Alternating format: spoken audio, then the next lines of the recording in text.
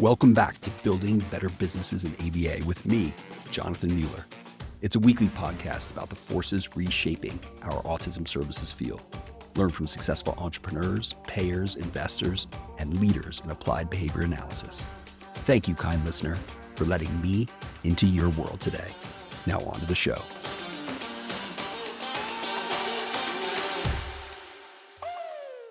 My special guest today is Devin Morrissey. Devin is an autistic powerhouse who's been able to live his own life by his standards and his rules.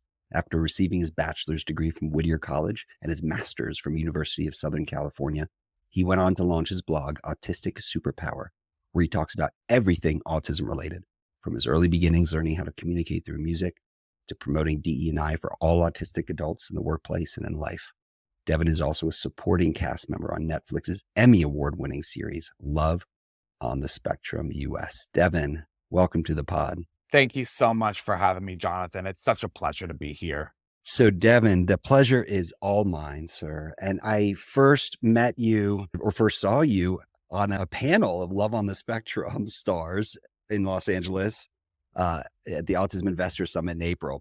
But I got to tell you, I had never seen the show before. And so I went back and I just watched it avidly, and including you're in season 1, episode 1. There's this brilliant, poignant scene where you're catching up with your friend Danny over a drink.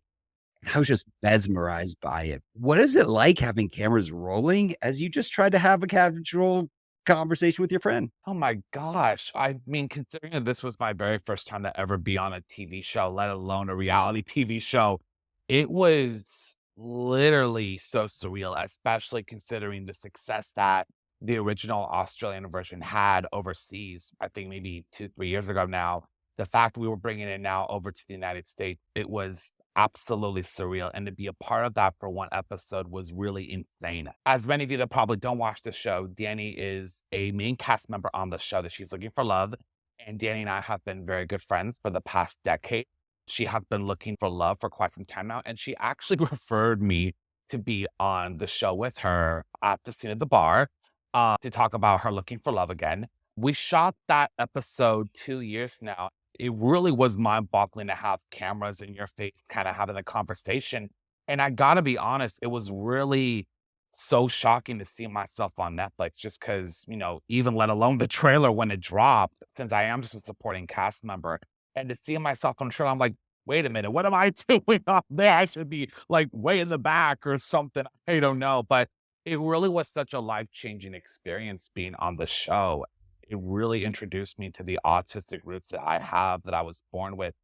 It really is a reminder of all the things I've accomplished in the first 30 years of my life. I turned 30 back in April, literally a week before the summit. And in the way that I see Love on the Spectrum is really the beginning of so many more wonderful things to come in the future. So well said. Oh, thank you. And happy belated birthday. Thank you, Devin. Thank you. But for listeners who haven't seen the show, like the primary trailer for season 1 has Devin in it. And Devin, you have just a couple of absolute dynamite quote bombs in this scene. Really? Yeah. Let me read a couple to you. So you tell Daddy, you find your Prince Charming, I find my Cinderella. Bam. That was so good. And then you finished it off in this toast to Daddy where you said, cheers to us autistic people that are coming over leaps and bounds through our crazy lives growing up to now possibly finding love. Devin, can I tell you, I'm like verklempt, like just reliving, seeing that scene. It was so emotionally powerful. Thank you. But my question is this. Love and romance and dating are hard enough for neurotypical individuals. Like, how is love harder or easier for you? Oh my gosh. Well, first and foremost, that cheers to us autistic quote, I think I'm pretty much going to be known about that for the rest of my life. I think at this point, there's really nothing else to say on my accomplishments. I'm just that guy from that show that says that line. But in terms of finding love, honestly, it's just the same level of difficulty or the level of easiness finding love as regular neurotypical individuals do. Because the reality is you have to do a lot of work in order to get to the heart of a woman that you absolutely love. And in my instance, I do that all the time. As many people may not know or have been living under a rock, I am currently dating the most beautiful girl in the world. Her name is Andrea. Andrea and I have now been boyfriend and girlfriend for the past 2 years. She's actually not autistic, but she's super supportive. She's incredibly amazing. And she's actually a ceramic artist. I'm blown away by her pieces that she does. I'm just like, what? Like, you got to do more of this, babe. This is amazing. And actually, funny enough, so people may not know this, but on the show, I mentioned a comment about how I have myself a fourth date coming up with the same girl. That was Andrea. So literally right around the time that we shot that show, our relationship was really beginning to heat. And in a way, Andrea has really changed my life for the better, in every sense of the word. She makes me feel whole. She makes me the luckiest man in the world. And she makes me feel better about myself. And she really makes me feel like my heart's complete. Even on days when I may feel really sad or isolated, she's always there for me. And that is the best thing that I could have ever asked for. I honestly thought that I was never going to find love. I always felt like the ugly duckling growing up because I was autistic. But Andrea is just like, babe, I don't ever want you to feel like you have to mask or not be autistic around me. I love it when you're being your authentic autistic self. So I don't know how lucky I got having Andrea in my life as my girlfriend, but I'm forever thankful that she is mine. Wow. I want to come back to that comment around masking in a little bit. But first, I want to dig in a little more into your background. And you were diagnosed, as I understand it, with autism at age 3. And I'm guessing you probably don't remember that. But what did your parents tell you about their experience as you're going through getting your diagnosis? Well, the first thing that I remember being told, as you mentioned, I was diagnosed at the age of 3. And to be honest, around the 1990s, autism was kind of seen as a death sentence. You were pretty much, set up to fail for your life. And a lot of doubt was really thrown against me by the doctors who diagnosed me. They literally said, your son's not going to go to college. Your son's not going to have a job. Your son's not going to be independent and your son's not ever gonna find love, get married, or have kids. And basically, my parents' response was, you say that now, but you see in the long run and watch and just see what happens. He's gonna make something out of his life. And what they ended up doing next, from what I remember, was really jump in the bandwagon into therapy, several dozen of different therapies from what I remember from the second that I was diagnosed. So that's what I remember them telling me. And I remember just a little snippet of the therapies that I have, but as I get older, it's like the memory kind of fades a bit. Wow. Well, tell me more about what you remember from your ABA therapy and other therapies you received. Absolutely. So, just kind of starting off with ABA therapy, ABA was beyond different back in the 90s. It was provided in house, so there were no providers like there are now. And if I recall, there were dozens of therapists that were coming in and out of my house. So, literally 24/7 from Sunday to Saturday, every single day of the week. And I'll be honest, it was a lot because I was engaging in so many different therapies like fine motor skills, colors, you name it. I had many social groups growing up all throughout elementary school. I engaged in a lot of occupational therapy, such as speech. It was a lot, and I gotta be honest, it was very confusing as a child. I had classroom aides that were assigned for me, but I was like, "Wait, what's the deal here? Why am I getting an aide? Why is not every other child getting an aide?" Like, it was confusing, and because of the fact that I had so many therapies, I did miss out on some school, I missed out on some recesses, I missed out on some extracurricular activities growing up, that chance to be a child. As an adult now, it makes a lot more sense because obviously I was able to really smash every obstacle that was thrown my way. I'm now living in downtown Los Angeles against all the odds. I have the most beautiful girlfriend in the world that I'm so thankful for every single day. I'm continuing to smash people's expectations every day.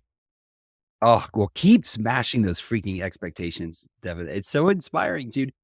You once told me that the 4-year-old Devin would be shocked at how grown up Devin turned out. You mentioned a little bit about that just now, but like, what did you mean by that? Well, I definitely did say that when we first met. But I think what I meant is that a lot of doubts, a lot of obstacles were stacked against me. And honestly, it's almost like a baseball game.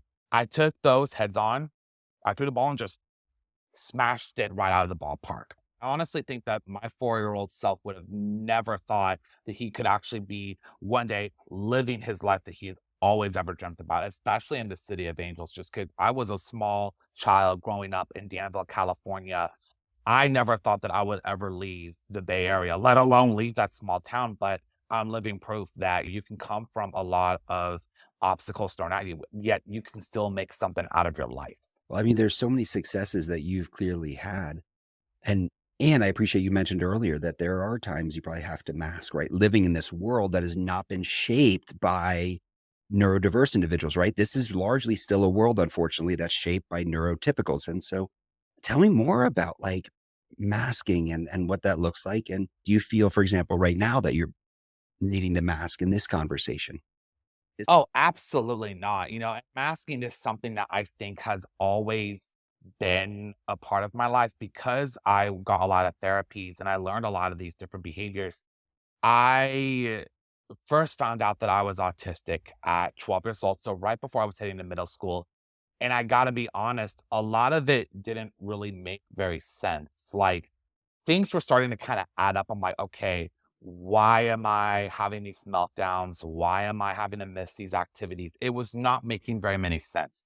mm, For the longest time, I was embarrassed to say that I was autistic because society didn't really embrace autism at the time. So I literally just masked it up and blended in with everybody. And so because of that, I really lost sight of myself and really for who I was. And so a lot of doubt and a lot of anxiety actually ended up as a result of that.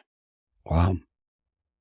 One of the things that I've seen happen more increasingly, I don't want to say acceptance. I don't like words acceptance and things, but you do see quote unquote celebrities and others who are coming out, if you will, and saying, "Hey, I have Asperger's or autism spectrum disorder."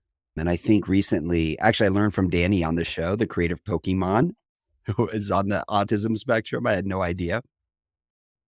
Anthony Yes, Hopkins, I he think, is. and Elon Musk talked about it on a Saturday Night Live. And so, anyway, I'm curious what that means to you. Is it important for you to hear about these quote unquote celebrities sharing their autism diagnosis and journey publicly? Oh, 100%. Absolutely. It's so important to see people that we listen to, like in our music, that we watch on the big and the small screens, or even people behind companies and movements that actually are talking about their full autistic stuff, like you mentioned, the creator of Pokemon, Anthony Hopkins, Elon Musk. I mean, you got Dan Aykroyd, who we all have seen on Saturday Night Live in Ghostbusters. He's on the spectrum.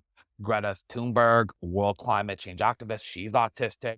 You got Susan Boyle, who was on Britain's Got Talent with that viral audition of I Dreamed a Dream. She's on the spectrum. You got Sia. She's a multi-platinum recording artist and actress. She just revealed her autism diagnosis last week. I mean, even now you got freaking Sesame Street Muppet named Julia who's on the spectrum, and it's amazing because role models are super important for people to look up to, and especially in pop culture today. So to have autistic celebrities like everyone that we just mentioned actually opening up about the autism is so important so that we can push that envelope to really further autism awareness, acceptance, and quite frankly, understanding. Because people don't really get that sense of what life is really like for us until we actually open up and talk about it. It's so true. And let's be honest, Devin, now you're in the league of those celebrities, My right? gosh, And you have I don't this know blog. about that. I don't know about that. Well, hey, look, you've had a blog since 2017 called Autistic Superpower. So I'd love for you to share a little bit more about that blog and what you talk about there. And then, like, is there a sense of responsibility that you in turn feel to sort of normalize? Not sorry, normal is like a setting on the washing machine. That's the wrong word, but you know what I mean. Just to make sure that this is part of our vernacular in this still neurotypical world. Yes. So I decided to launch my blog, Autistic Superpower, after years and years of journaling, after years of internal thoughts and really living life, so crazily, authentically, the good, the bad, and everything. I decided to launch a blog because I just felt that it was time for me to open up in more length about what life is like for other people, particularly me. And so I launched this blog and I really had the chance to talk about everything autistic related, whether from ABA therapies to music. I've been able to talk about even personal life experiences that I've gone through that really shaped me into who I am now. So really the blog has done, I think, more wonders for me than I ever would have known. Actually, fun fact, so because I was nervous to tell my girlfriend, Andrea, that I was autistic, but I didn't end up having to tell her. She found out through the blog. So the blog kind of beat me to it. But the blog has done so many great wonders. I actually had a chance to talk a little bit about love, for people on the spectrum, because it's one of the hardest things that anybody can never engage in, but for autistic people, it's much harder. And my biggest advice I can say to anybody is just go for it. If you're feeling emotions towards someone, then, you know, share it. And if it works out great, and if it doesn't, keep looking because there's plenty of fish in the sea. So that blog has really done more wonders for me than I would have ever expected. Wow. What reflective, like gratitude forward sentiment. I really appreciate that. But Devin, do you still experience stigma? Um, as an adult, no, but growing up, yeah. So after being told that I was autistic, I actually kept my autism mask hidden for years. I did not want anyone to know about it. And I really lost sight of myself. I am not going to sugarcoat this. I had a rough childhood growing up. I was bullied. I was antagonized. I was harassed in middle and high school to where things got really bad that things spiraled out of control and I just snapped. I battle with PTSD. I battle with depression. I battle with anxiety. I attempted suicide. I actually had 2 seizures that ended me up in the hospital for PTSD related trauma. And I'll be honest, because of the stigma that I faced growing up, I just felt so isolated and so alone that honestly, I was just done living. Like I just was done. I was just checked out. And I was severely traumatized, just from being so stigmatized, judged, and excluded. And, honestly, I went through a lot more than I think this podcast or even people that watch Love on the Spectrum will really ever know. But honestly, graduating high school was a second chance at life, and moving to LA was a fresh start. That was where I was like, you know what? I'm going to be my authentic autistic self this time, and I'm not going to make, that mistake of trying to hide it. I was going to find my way to happiness, and that's what I ended up doing. And I'm in a very positive place now in my life where I can officially say that I fought my way to the other side, and I'm incredibly happy as a result. Because I don't ever want people to think that I play a victim card. It's all about being a fighter and never, ever, ever letting anyone tell you that you can't do something. You just go ahead and you just do it and prove them wrong. Wow. I love it. Prove them wrong. What would you say, Devin, to autistics and children today who are experiencing that bullying and stigma? Honestly, that is something that I've always asked myself. You are not alone. There are so many people like you that have gone through so many things. I can guarantee you, though, it gets so much better and so much easier once you learn to love yourself. And once you learn that your autism is such an amazing blessing, you don't even know it. Once you get past that hurdle of trying to figure out self acceptance, it becomes so much better.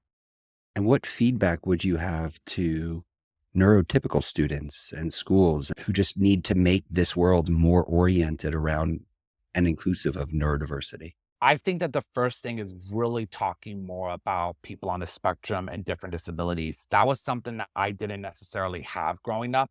Therefore, it really was a lot more difficult to explain. I don't think that my teenage self could have honestly handled hearing about it or even talking about it because I went through so much.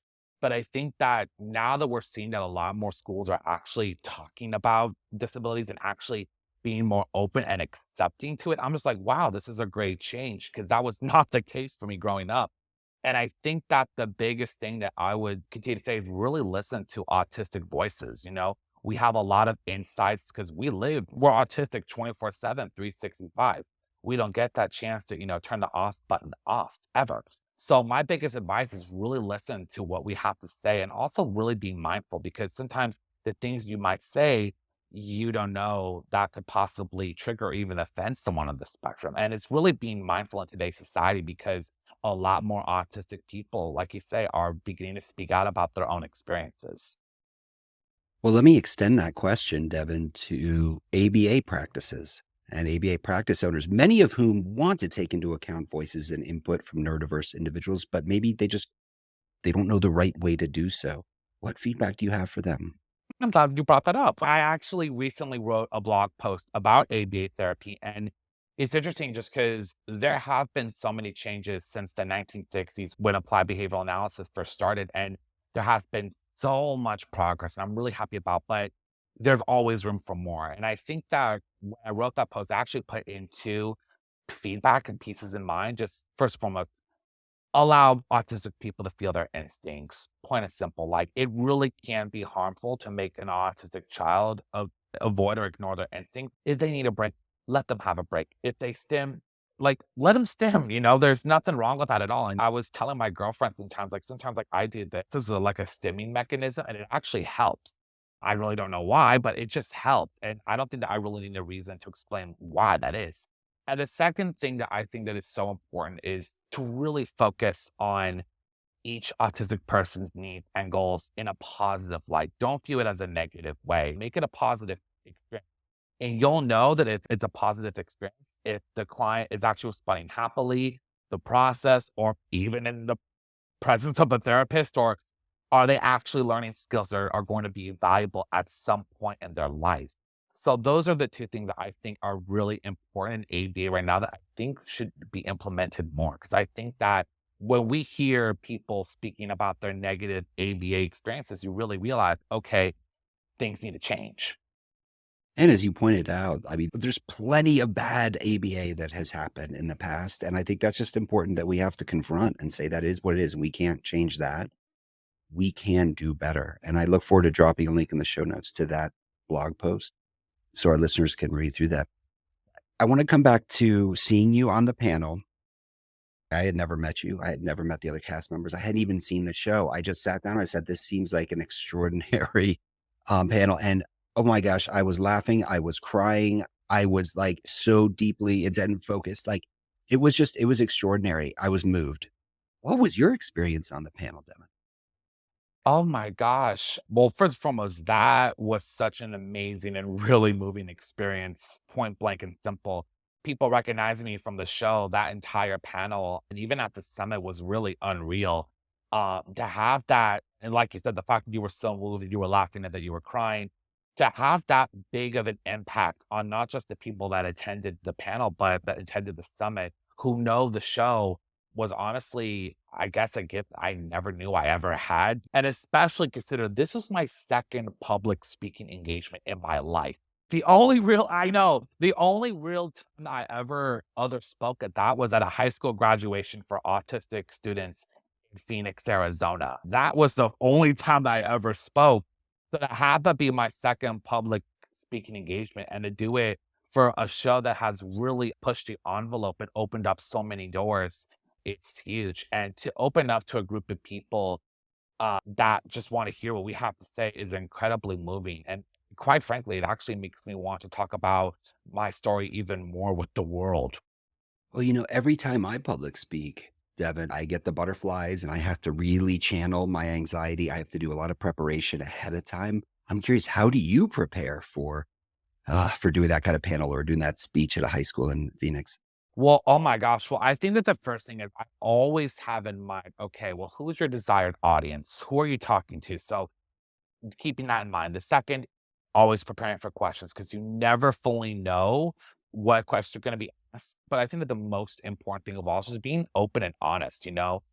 All of us autistic people, we're being open and honest by just opening up about our lives and about our experiences. I mean, everyone saw it on Love on the Spectrum US. You see people like Zabode, people like Abby or James or Kaylin or Steve or even Danny that are opening up about themselves and finding love for the whole world to watch. So it really gave me that confidence to be like, I could actually do this and actually public speak more on a regular basis. Cause I think that the tides are really beginning to turn with the autism community, and we are being given that voice to express what our lives have been growing up and where we're headed in this direction. So being able to be given that platform, being able to talk about my story on that big of a scale, it means so much more to me than I think I'll ever even know. Well, it does. And my ask of you, Devin, is please do more of it to the extent you are comfortable because what you share and the insights and how you describe your journey is just super powerful. It's compelling. So please keep doing it. And I will be a member of any audience that I can possibly be a part of. Well, Devin, what's one thing ABA business owners should start doing and one thing they should stop doing? That's actually a really good question. I think that we should start really focusing more on not curing behaviors, but really helping more with autistic adults, like learning more life skills. For instance, having a conversation like we are right now, communication. The one thing that I will say is, we've seen it a lot. ABA is not for every autistic person. It may work for most, but it also doesn't work for others. So I think that stigmatizing that every single person out there needs ABA therapy, I think that kind of needs to stop. I think that what may work for one person may not work for the other. So keeping that an open mind, there are other solutions though. This is so true. And I like to think of this as like, isn't ABA therapy out there as like the hammer trying to find every like child with autism is the nail, right? It's a broader set of autism services. Exactly. And that's going to be unique and individualized, right? For every person. 100%. Well, Devin, where can people find you online? Oh my gosh. So I have an Instagram account, personal account for Devin Morrissey. I talk a little bit about the fact that I'm in Los Angeles. I was on Netflix's Love on the Spectrum US. And I also have a separate Instagram for my blog that I'll actually take you to the link for my blog. I'm on Tumblr. So it's www.tumblr.com/autistic superpower. I'm also currently looking for employment. So I'm also on LinkedIn for any of you job seekers out there that are looking for a fun, optimistic, autistic person like myself. I'm on LinkedIn as well. I'm pretty prevalent on social media these days. So I'm really looking forward to seeing where life goes from here.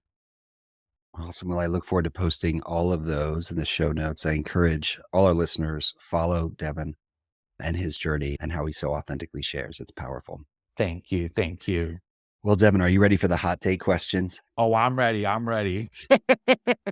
Devin, you're just born ready. This is what I've got to know about you. I love that, dude. Oh, I have two parents and a younger sister that always have me ready for anything. So pretty much that was my mentality too. And my girlfriend as well. Like she always has me ready for everything and anything. awesome. Cheers to them for helping you always be ready. Yes. Well, you're on your deathbed. What's the one thing you want to be remembered for? Oh my gosh. I would probably have a tombstone that just says, "Here lies Devin. He's an autistic man that had a huge zest for life. And boy, did he live a life." Yes, please. Devin, what's your most important self-care practice? Oh, music, hands down. Music actually has always been there for me. It was the first way of language and communication for me. Music has done for me more than honestly I'll ever know. So all those music growing up, from the Disney films we had growing up to even now with our mainstream pop, R&B, hip hop, country, even classical music has really broadened my vocabulary and has really helped me to communicate in ways that I just can never explain. Wow. What do you think it was about music, Devin, that helped you communicate? Honestly, music just spoke to me in so many ways, and music has really it's almost like it has decoding messages of communication in there, and I think that is what has always been there. It's like I'm able to actually express my thoughts through communication through music. I'm able to really, when I hear something in a song that I can relate to, I'm like, "Wow, that actually really stuck with me. I can relate to this." Wow. Devin, I was a guitarist in a heavy metal band in high school. I was that kid that wore the black t-shirts. Yep, I had a mullet and I had moved to a new high school. "You on a mullet? Now that is awesome." Now now, I mean, I got no more hair. I would pay any amount of money, I think, to try and get a mullet back. But I was that kid, extremely introverted and just didn't want to have anything to do with anyone else. And I think it was out of a fear of not being included. And so anyway, my access to the world was through my guitar. So that is all to say, I hear you 100%, my friend. Yes, that's right. Rock. Yeah, Yes. absolutely, absolutely. I sang all throughout high school, and honestly, I think I could sing before I could even talk. So I think once my parents actually realized that, um, singing helped me to talk, that kind of encouraged me more to talk. I think that they regret that now because once I started talking, there was no stop. I love it. Well, I gotta put you on the spot. I grew up with Disney, movies too. Little Mermaid was my favorite. Did you have a favorite? Oh my gosh, that is such a hard one. Honestly, I love everything Disney. It's so hard to describe. But if I were to choose 3, it would have to be The Emperor's New Groove. That's one of my highlights. That's so underrated. One of the best Disney films that they've ever done. Um, Winnie the Pooh, that was actually the very first thing that got me into Disney. I remember having a stuffed animal collection growing up with all the characters from there, so I'm definitely gonna make sure that that's passed on to my children when I have them, and, I would also have to say Mulan, and Mushu is probably one of hands down my favorite sidekicks of all time, but honestly, any film from Disney I love, and especially from that Disney Renaissance era from the '90s, like The Little Mermaid, Beauty and the Beast, Aladdin, the entire Disney Renaissance really introduced me to language as a whole. I was actually born during the Disney Renaissance, so I grew up with nothing but that music in my house growing up, but yeah. Oh, so powerful. And yes, all of those are extraordinary. Disney just since the 90s, the Renaissance you point out, everything they touch is gold. It's just the creative superpowers. Impressive. Oh, yeah, beyond. Well, let's go to that next question. This is perfect timing. Favorite song and or music genre? Oh my gosh. Well, genre, that is such a tough one as well because I love all genres and it's way too hard to narrow it just to one. Everything from rock and roll to hip hop and rap, from pop music to Disney music and everything in between. Favorite song though, that's actually really easy, and that's a song called "Soar" by Christina Aguilera off of her Stripped album. The song is really all about not being afraid of being yourself, and technically, in my experience, being autistic. There was one lyric in the second verse of the song that really, I feel like, sums up my life, and it's, "The boy who wonders, is he good enough for them? He's trying to please them all, but he just never seems to fit in." And the song really taught me a lot about having the courage to believe in myself and my abilities. And it really gave me hope that one day I would be successful on my own terms, living so authentically autistic that people see now. That song still has such great meaning to this day. When I look back to when that song was first dropped, I think to myself, I think that boy that listened to that at 9 years old will be happy to see how his life turned out. Big time. Oh, you gave me the goose pimples, dude. Oh, I love it. What's one thing you'd tell your 18-year-old self, Devin? Okay. 18-year-old self, um, get ready. You're gonna be taking off and in a big way. Big, big, big way. You wanted to live in Los Angeles? You just get ready because you're about to move. Big time. Well, do you think your 18-year-old self would have heard that and been like freaked out or like, oh, let's go, buckle up? I think a little bit of both. I think that because at the time I was just beginning to start my senior year of high school. So I was going through a lot of different options, but LA has always had a piece of my heart from the time that I first visited there to go to Disneyland out of all places. So um just Los Angeles has a very special place in my heart because it really is sort of where my roots really began to take really good present. And I really feel like I just belong here in the city, especially knowing that I have this amazing community that I have now with so many great friends here. I feel like they're all my second family in a way. And it also too, like my girlfriend is down here as well. So my whole life is here now. And I couldn't be more thankful for that. It's the city of angels, right? And the city is fortunate to have another angel in you who's there. Devin, you could only wear one style of footwear. What would it be? Okay, that is so not fair. That is so not fair. You know what? I'm gonna have to bend the rules on this. It's gonna be a tie between Converse and Nike. Converse, I love the vintage nostalgia of Chuck Taylor All-Star shoes. I had so many of those growing up. I had like 50 Diners shoes. I have paint splatter shoes. I mean, I even had green egg and ham shoes. Like the green eggs are like where the star on the Converse. I mean, that was so much fun to wear to work when I worked with kids. That was the best way to teach them about reading was just look at the shoe. And then Nike. Basketball was huge growing up in my household. We love basketball, and we played quite a bit of basketball growing up as well. Had a lot of Nike shoes growing up. So Air Jordan, the high top ones, pretty much those were um big in my life. So I'm gonna have to definitely bend the rule and say it's tied between Converse and Nike. I mean, you can't go wrong with either of those throwbacks. Like, you just chuck tease. Uh, Hey, Devin, it has been an absolute honor to have you on. Thank you so much for all you're doing for your community and for our world, sir. Thank you so much for having me. And thank you so much for giving me the platform to really speak about my life story and really talk about everything that's happened in my life in, I think, the past few years. And I hope that everyone just gets the sense of that, you know what, if you've met one person with autism, you really only have met one.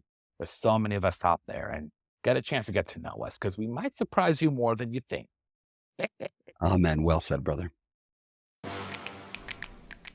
Hey, kind listener. Thanks for tuning in. If you like this episode, can you do me a favor?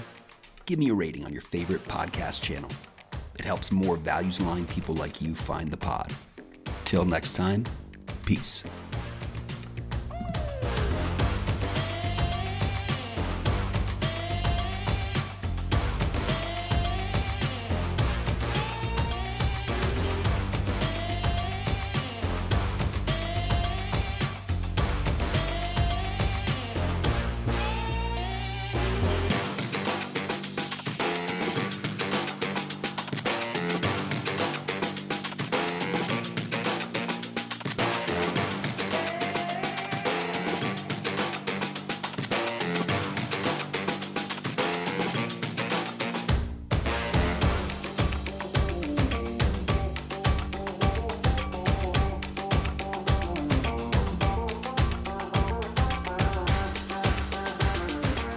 Do you know the strongest day of the week? No, what is it? Saturday or Sundays. The other are weekdays.